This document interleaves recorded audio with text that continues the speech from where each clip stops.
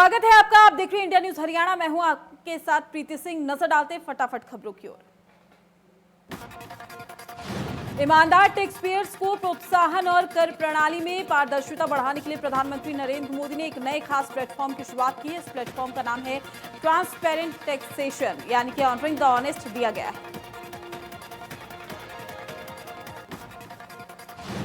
इस मौके पर प्रधानमंत्री नरेंद्र मोदी ने कहा है कि ये प्लेटफॉर्म 21वीं सदी के टैक्स सिस्टम की शुरुआत है, जिसमें फेसलेस असेसमेंट, अपील और टैक्स पेयर्स चार्टर जैसे बड़े रिफॉर्म हैं।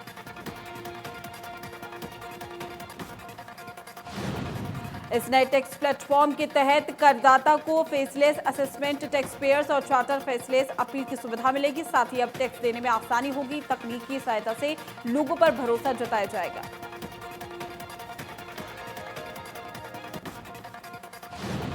मोदी ने कहा है कि अब जान पहचान का मौका खत्म हो गया है। ट्रांसफर पोस्टिंग के मसलों से राहत मिलेगी। वहीं टैक्स से जुड़े मामलों की जांच और अपील दोनों ही फेसलेस होगी। अब आयकर विभाग को टैक्स पेयर का सम्मान रखना जरूरी होगा। पीएम ने कहा है कि टैक्स पेयर्स के योगदान से ही देश चलता है और उसे तरक्की का मौका मिलता है। प्रधानमंत्री ने बताया कि 2012 और 13 में जितने टैक्स रिटर्न्स होते थे उसकी स्क्रूटनी होती थी, आज उससे काफी कम है, क्योंकि हमने टैक्स पेयर्स पर भरोसा किया। प्रधानमंत्री नरेंद्र मोदी ने कहा है कि आज 130 करोड़ लोगों में से सिर्फ 1.5 करोड़ लोग ही टैक्स भर रहे हैं। ये संख्या काफी कम है। हर व्यक्ति को इस पर चिंतन करना होगा। इससे ही देश आत्मनिर्भर आगे बढ़ेगा। और पीएम ने कहा कि 15 अगस्त से ही लोग टैक्स देने का संकल्प लें।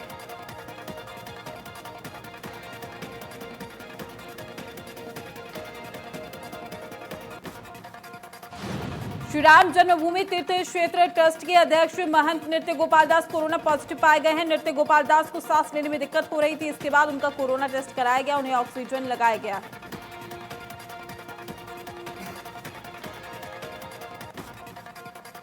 पिछले दिनों ही अयोध्या में रामलला के 2 पुजारी कोरोना संक्रमित मिले थे और इसके अलावा कई पुलिसकर्मी भी कोरोना पॉजिटिव मिले थे। कोरोना संकट को देखते हुए राम जन्मभूमि मंदिर के भूमि पूजन के कार्यक्रम में खास इंतजाम किए गए थे और मास्क और सोशल डिस्टेंसिंग का पालन किया गया था।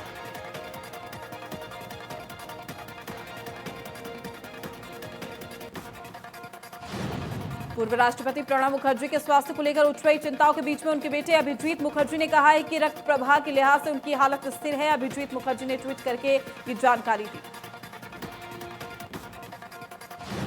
2 दिन पहले राष्ट्रपति की इमरजेंसी ब्रेन सर्जरी की गई थी और वो कोरोना वायरस के संक्रमण से भी जूझ रहे हैं। दिल्ली के आर्मी अस्पताल में उनका इलाज चल रहा है। आर्मी अस्पताल ने कहा है कि प्रणब मुखर्जी वेंटिलेटर पर है।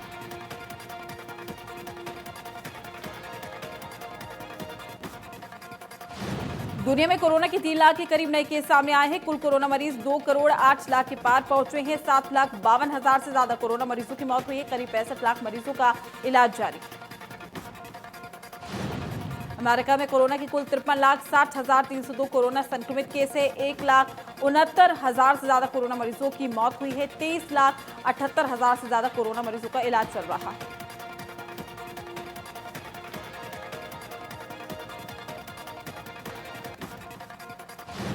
देश में एक दिन में 67,000 से ज्यादा नए कोरोना के केसेस मिले हैं। एक दिन में 950 से ज्यादा कोरोना मरीजों की मौत हुई है। 57,000 से ज्यादा कोरोना मरीज पिछले 24 घंटे में रिकवर हुए।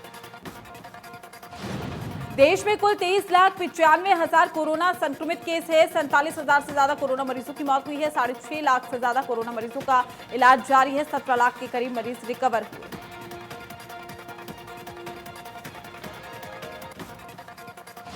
हरियाणा में कोरोना की नहीं थम रही है रफ्तार। 24 घंटे में सामने आए हैं 797 नए केस। प्रदेश में मरीजों का आंकड़ा हुआ है 44,024। अब तक 503 मरीजों की गई जान।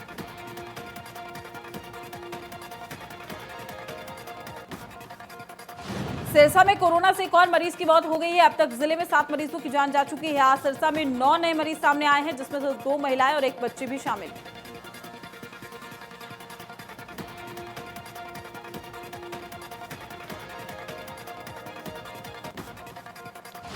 कालका विधायक प्रदीप चौधरी और पूर्व मुख्यमंत्री चंद्र मोहन के नेतृत्व में कांग्रेस ने पंचकुला में डीसी के माध्यम से राज्यपाल के नाम ज्ञापन सौंपा है। कांग्रेस कार्यकर्ताओं ने नारेबाजी भी की।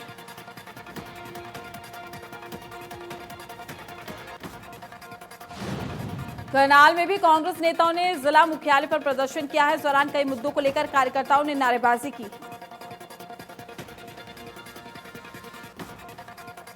भिवानी में पूर्व विधायक सोमवीर सिंह के नेतृत्व में कांग्रेस का प्रदर्शन हुआ है। पुराना बस स्टैंड से लघु सचिवालय तक कांग्रेसी प्रदर्शन करते हुए पहुंचे। अशोक अरोड़ा की अगुवाई में कांग्रेस नेताओं ने कुरुक्षेत्र के डीसी को ज्ञापन दिया है। उन्होंने कई तरीकों के आरोप लगाए और इस दौरान लघु सचिवालय में प्रदर्शन भी किया।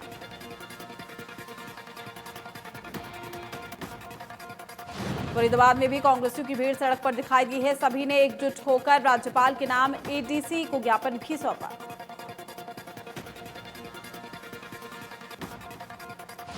चरखीदार में लघु सचिवालय के सामने पीटीआई अध्यापक लगातार 59वें दिन भी धरने पर हैं। पीटीआई अध्यापक लगातार नारेबाजी कर रहे हैं और अपनी सेवा बहाल करने के लिए धरना दे रहे हैं। अब 14 अगस्त को जेल भरो आंदोलन में भी तरह तरह के कर्मचारी संगठनों ने भी इनका साथ देने की घोषणा की।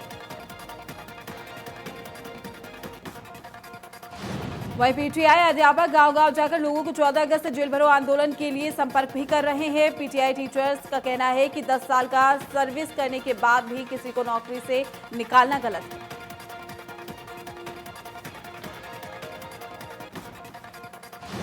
चंडीगढ़ में आज मनोहर सरकार की कैबिनेट बैठक होगी। बैठक में विधानसभा सत्र समेत कई अहम मुद्दों पर मंथन किया जाएगा। सीएम मनोहर लाल की अध्यक्षता में शाम 5 बजे ये बैठक होगी।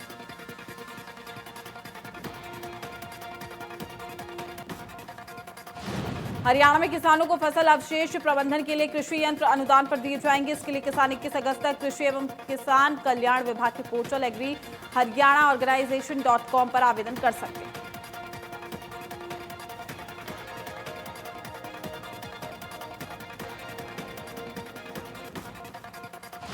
कृषि एवं किसान कल्याण विभाग के महानिदेशक विजय सिंह दहिया ने बताया कि केंद्र सरकार की in situ crop residue management scheme के तहत राज्य के विभिन्न जिलों में फसल अवशेष प्रबंधन कृषि यंत्रों पर 80% तक अनुदान दिया जाएगा। हरियाणा के उप मुख्यमंत्री दुष्यंत चौटाला ने कहा है कि प्रदेश में स्पेशल इकोनॉमिक जोनों में लगभग 10,000 करोड़ रुपए के निवेश का लक्ष्य है, जिससे 1 लाख युवाओं के लिए रोजगार के अवसर पैदा होंगे। डिप्टी सीएम ने बताया कि प्रदेश में उद्योगों को बढ़ावा देने के लिए बेहतर इंफ्रास्ट्रक्चर तैयार किया गया है, ताकि ज्यादा से ज्यादा विदेशी निवेश को हरियाणा में लाया जा सके। उन्होंने बताया कि हरियाणा सरकार की ओर से जानी मानी company enterprise Singapore, Flipkart, GLS समेत कई अन्य बहुराष्ट्रीय कंपनियों से कोविड-19 के दौरान भी वेबिनार के माध्यम से हरियाणा में निवेश के लिए बातचीत हुई। सिरसा के बालासर गांव पहुंचे कैबिनेट मंत्री रणजीत सिंह ने कहा है कि क्षेत्र के विकास में सड़कों की अहम भूमिका होती है। बेहतर सड़कों से आवागमन सुगम होता है, जिससे आमजन के समय और धन की बचत होती है।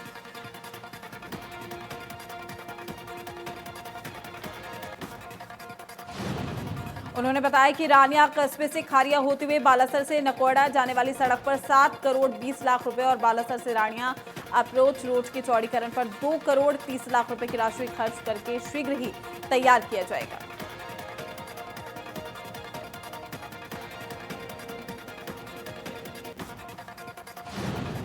उन्होंने क्षेत्रवासियों को विश्वास दिलाया कि इलाके के विकास में किसी प्रकार की कोई कमी नहीं रहने दी जाएगी। रानिया में पेयजल की समस्या को दूर करने के उद्देश्य से 50 करोड़ रुपए की बड़ी परियोजना तैयार की गई है और जिसे जल्द ही पूरा रूप दिया जाएगा। हरियाणा के वन मंत्री कंवरपाल ने कहा है कि दिन प्रतिदिन बढ़ रहे प्रदूषण के चलते वन क्षेत्र को बढ़ाना और प्राकृतिक संतुलन को बनाए रखने के लिए वन्य प्राणियों का संरक्षण जरूरी है। उन्होंने कहा कि हर साल मानसून के दौरान मनाए जाने वाले वन महोत्सव पर लोगों को कम से कम 2-2 पौधे लगाने का संकल्प लेना चाहिए।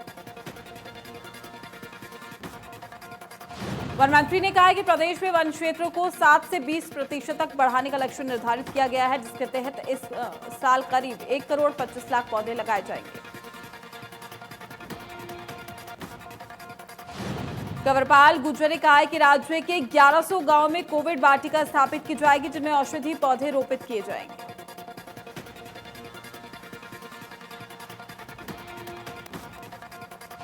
मौसम विभाग ने अगले 2 दिन दिल्ली और आसपास के इलाकों में भारी बारिश का अनुमान जताया है। दिल्ली एनसीआर के कई इलाकों में भारी बारिश बहुत ज्यादा हो रही है, जिसकी वजह से विजिबिलिटी बेहद कम हो गई।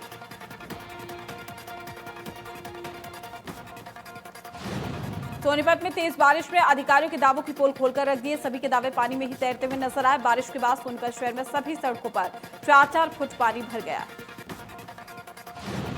एमएलए निवास से लेकर गीता भवन चौक, बस स्टैंड, सभी जगह पर पानी ही पानी हो गया, जिसके बाद कहीं गाड़ी रुकी तो कहीं पानी में आने जाने वाले राहगीर गिरे। स्थानीय दुकानदारों के अनुसार सूचना के बाद भी कोई भी व्यवस्था प्रशासन द्वारा नहीं दी गई है। दुकानदार खुद ही काम करते दिखे। सोनीपत में ड्रेन नंबर 8 को बनाने का टेंडर लगभग 2 साल पहले छोड़ा गया था, लेकिन ये अब तक पूरा नहीं हुआ है। इसी ड्रेन से पूरे शहर का पानी निकलता है, लेकिन फिर भी कोई भी ध्यान नहीं दिया गया।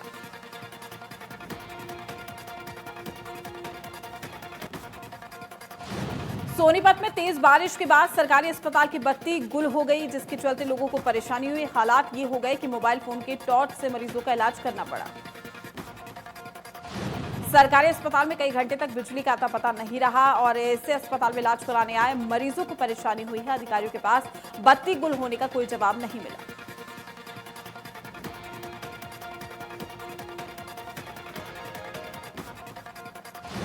झज्जर के बहादुरगढ़ हल्की में भी देर रात तेज बारिश के बाद शहर में जलभराव हो गया है। शहर की ज्यादातर कॉलोनियों और सेक्टर्स की सड़कों पर जलभराव की समस्या देखने को मिली। पानी निकासी की व्यवस्था ठीक न होने से लोगों को खासी दिक्कतों का सामना करना पड़ रहा है। सेक्टर 6 में तो तेज बारिश ने बुरा हाल कर दिया।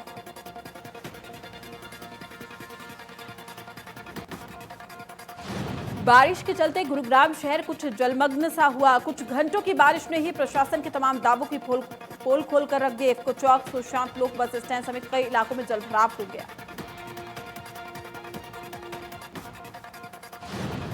देर रात हुई तेज बारिश ने रोहतक में भी प्रशासन की पोल खोल दी है। कई इलाकों में पानी जमा हो गया है। लोगों को इसका खामियाजा भुगतना पड़ा। पौष इलाकों में भी बारिश का पानी जमा हो गया। मॉडल टाउन के अलावा कई सेक्टर पानी पानी हो गए। आने जाने वाले वाहनों को भारी दिक्कतों का सामना करना पड़ा। 2 से 3 फुट तक पानी भरा हुआ दिखाई दिया। यमुनानगर में घर वालों से परेशान कल्याण नगर के बुजुर्ग व्यक्ति ने हमीदा हेड पुल से नहर में छलांग लगा दी, जिसके बाद वहां सुबह के समय घूम रहे कुछ लोगों ने मिलकर उसको बाहर निकाला और उसकी सूचना पुलिस को दी। पुलिस ने मौके पर पहुंचकर व्यक्ति के बयान के ऊपर आगामी कार्रवाई शुरू कर दी है। बताया जा रहा है कि शख्स अपने परिवार वालों से परेशान था, जिसके बाद उसने ये कदम उठाया।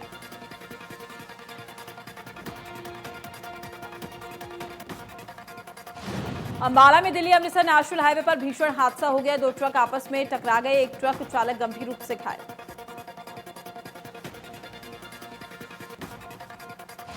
एक्सीडेंट के बाद हाईवे पर जाम की स्थिति बन गई है। वाहनों की लंबी कतार लग गई। ट्रक ड्राइवर को अस्पताल में भर्ती कराया गया।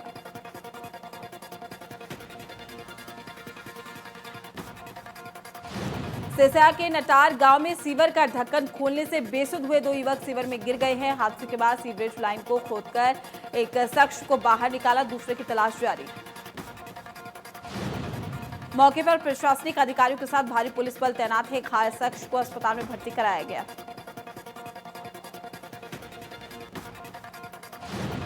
कैथल में हरियाणा सिख गुरुद्वारा प्रबंधन कमेटी के प्रधान पद के चुनाव को लेकर पुलिस बल तैनात। 3 उम्मीदवार मैदान में हैं, जो एक दूसरे को टक्कर दे रहे हैं। सोहना में अलीपुर इलाके के सरपंच पति मनोज डागर की मौत हो गई है। 15 जुलाई को सोहना थाने के सामने मनोज डागर को बदमाशों ने गोली मारी थी। मनोज डागर का कई दिनों से मेदांता अस्पताल में इलाज जारी था और इस मामले में अपराध शाखा ने गैंगस्टर अशोक राठी के भाई नीसू को भी गिरफ्तार किया था।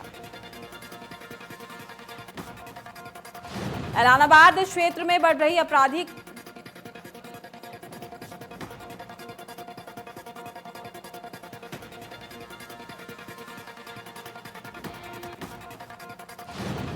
पंचकुला में रायपुर रानी क्षेत्र के पास गढ़ी कोटाहा गांव में रात करीब 1:30 बजे 2 जगहों पर आधा दर्जन युवक द्वारा लूट की वारदात को अंजाम देने के बाद आपको बता दें कि 6-7 युवक हाथों में लाठी डंडे लेकर आए थे और इस पूरी वारदात को अंजाम दिया गया।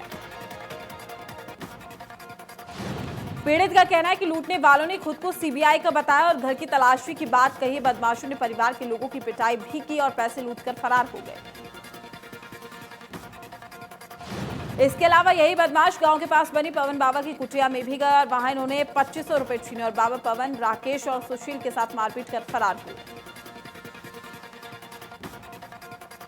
सोनीपत में सीआईए और दो बदमाशों के बीच में गोहाना बाईपास रोड पर मुठभेड़ हो गई है। आपको बता दें कि कार्रवाई करते हुए बदमाशों पर गोलियां बरसाई गई, जिसमें एक बदमाश घायल हो गया। एक बदमाश को पुलिस ने काबू किया। बदमाशों के कब्जे से पुलिस ने 2 अवैध हथियार भी बरामद किए हैं। दोनों बदमाशों पर 2 हत्या का प्रयास करने और लूट की कई वारदातों को अंजाम देने का आरोप है। पुलिस ने इन पर इनाम भी रखा हुआ था। रेवाड़ी में आपस में लड़ते हुए 2 आवारा सांडों ने स्कूटी सवार की टक्कर मारकर जान ले ली है। पूरी घटना सीसीटीवी कैमरे में कैद हो गई है। 2 दिन पहले भी बच्चों को आवारा पशुओं ने अपना शिकार बनाया था।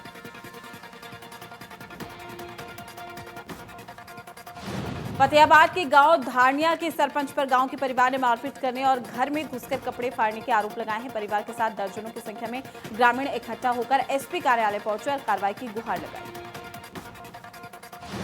एसपी राजेश कुमार ने मामले की जांच डीएसपी को सौंपी है। मामले को लेकर सरपंच का कहना है कि यह मामला पैसे के लेन देन का है और उन पर लगाए गए आरोप झूठे।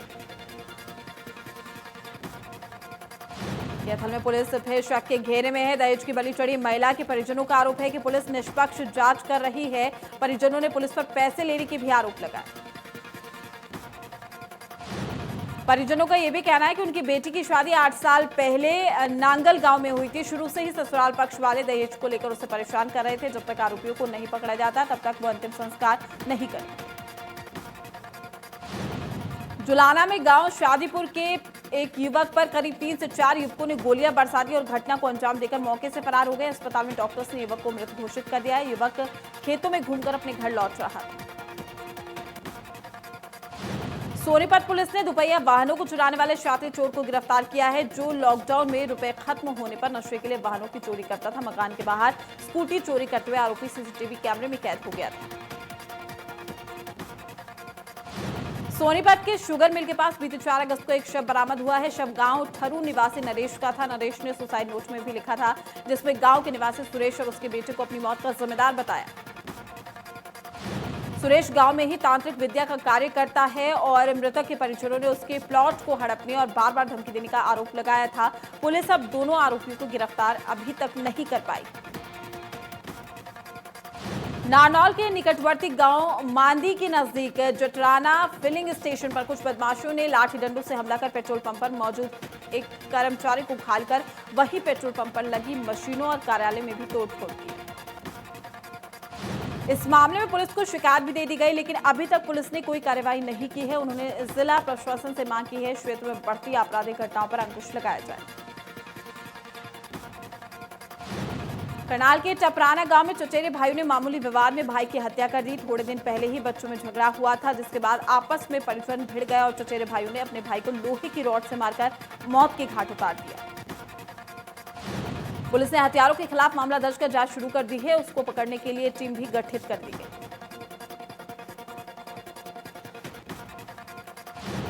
फतेहाबाद के भट्टू इलाके में शराब तस्करी के शक में शराब ठेकेदारों ने एक शख्स की जमकर पिटाई कर दी है। लाठी डंडों से पिटाई करने का लाइव वीडियो सामने आया है। वायरल हो रहे वीडियो में कई लोग एक शख्स को बुरी तरीके से पीटते हुए नजर आ रहे हैं। जख्मी शख्स को गंभीर हालत में हिसार रेफर किया गया है। पुलिस मामले की जांच में जुटी। यमुनानगर में नशे के लिए ट्रेन स्नैचिंग करने वाले 2 युवकों को पुलिस ने गिरफ्तार कर लिया है। ये लोग पिछले काफी समय से अकेली चलने वाली महिलाओं को अपना शिकार बनाकर स्नैचिंग की वारदातों को अंजाम देते थे। पुलिस ने देसी कट्टे के साथ एक अन्य युवक को भी गिरफ्तार किया है, जो किसी वारदात को अंजाम देने की फिराक में था। 15 अगस्त को लेकर फरीदाबाद के पुलिस कमिश्नर ने पुलिस को हाई अलर्ट पर रहने की हिदायत दी है, जिसके चलते हर चौक चौराहे पर ट्रैफिक पुलिस लगातार वाहनों की चेकिंग कर रही है, ताकि असामाजिक तत्व शराब और हथियार ना ले जा सके। ट्रैफिक पुलिस के सब इंस्पेक्टर ने बताया है कि उच्च अधिकारियों के आदेश के चलते हर वाहन की गहनता से जांच की जा रही है। इसके अलावा गाड़ियों पर लगी ब्लैक स्क्रीन को भी उतरवाकर उनसे चालान भी उनके किए जा रहे हैं।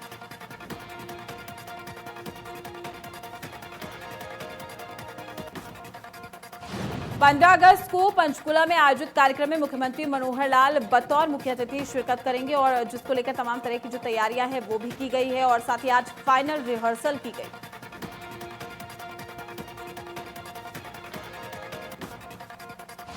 यमुनानगर में जिला स्तरीय स्वतंत्रता दिवस समारोह का आयोजन तेजली खेल परिसर में किया जाएगा। स्वतंत्रता दिवस समारोह के मौके पर अंबाला मंडल की आयुक्त दीप्ति उमाशंकर राष्ट्रीय ध्वजारोहण कर मार्च पास्ट की सलामी ली।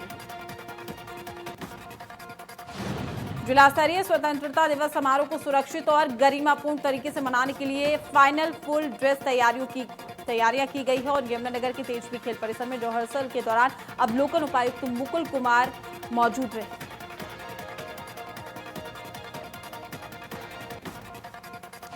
सिरसा के शहीद भगत सिंह स्टेडियम में फाइनल रिहर्सल का आयोजन किया गया है। फाइनल रिहर्सल में उपायुक्त रमेश चंद्र बिठा ने ध्वजारोहण किया, मार्च पास्ट की सलामी। इस अवसर पर पुलिस की महिला टुकड़ी, पुरुष टुकड़ी और साथ ही होमगार्ड और स्काउट्स की टुकड़ियों ने परेड में भाग लिया और मार्च पास्ट किया। किसानों ने केंद्र सरकार द्वारा 3 अध्यादेश लागू करने के खिलाफ 15 अगस्त स्वतंत्रता दिवस पर काले झंडे लगाकर मोटरसाइकिल पर प्रदर्शन करने का ऐलान किया है। वहीं यमुनानगर पुलिस अधीक्षक कमलदीप गोयल का कहना है कि किसी तरह की शांति भंग न हो, इसके लिए पर्याप्त सुरक्षा के इंतजाम किए जा रहे हैं। उन्होंने कहा है कि सभी तैयारियां पूरी कर ली गई है। 350 से अधिक पुलिस कर्मचारियों की ड्यूटी लगाई गई है और 4 डीएसपी अलग अलग इलाकों में तैनात रहेंगे। इसके अलावा रादौर में भी जहां स्वतंत्रता दिवस अलग से मनाया जाना है, वहां पर भी विशेष पुलिस इंतजाम किए जाएंगे। मल्टी स्टारर फिल्म सड़क 2 का ट्रेलर रिलीज हो चुका है। फिल्म 1991 में आई सड़क फिल्म का सीक्वल है। फिल्म में संजय दत्त, आलिया भट्ट और आदित्य रॉय कपूर नजर आएंगे। अजय देवगन यशराज फिल्म्स की अपकमिंग फिल्म के लिए हामी भरी है। हालांकि इस मेगा बजट फिल्म का नाम फाइनल नहीं हुआ।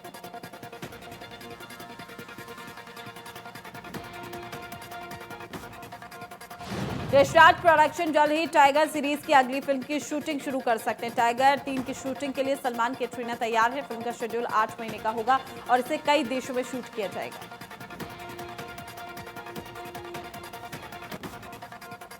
विद्युत जामवाल स्टारर फिल्म खुदा हाफिज कल डिज्नी हॉटस्टार पर रिलीज होगी और ये एक रोमांटिक एक्शन थ्रिलर फिल्म है। फिल्म में Vidyut Jammwal, Annu Kapoor, Shivaleeka Oberoi main lead role में नजर आएंगे।